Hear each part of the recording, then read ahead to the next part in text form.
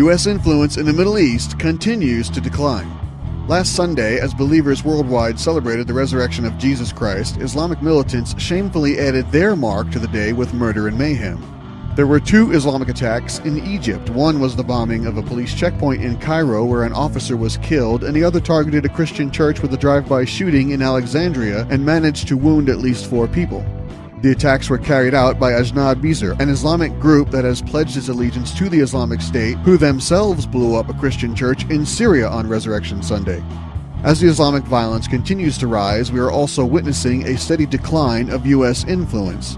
Egypt and Jordan have taken the fight to ISIS. Saudi Arabia is pounding the Iranian-backed rebels in Yemen and is now looking to form a coalition with Pakistan in that effort.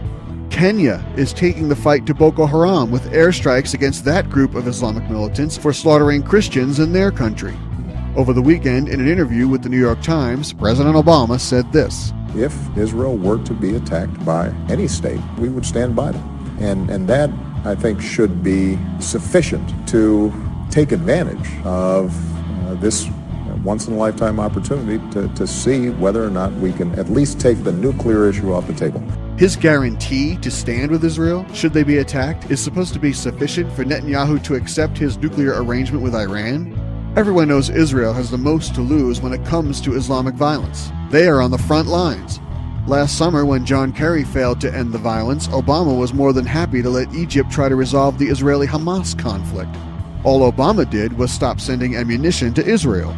Just ask Crimea how the United States under Obama backs its allies. And Obama doesn't hate Crimea. He has lost all credibility on this issue. He routinely says one thing while doing another, and he undermines Israel every chance he gets. Saudi Arabia, Egypt, Jordan, Kenya, and a host of others are stepping up to fight in Obama's absence. His weakness has created an absolute foreign policy mess in the Middle East and North Africa that's going to take a long time to clean up.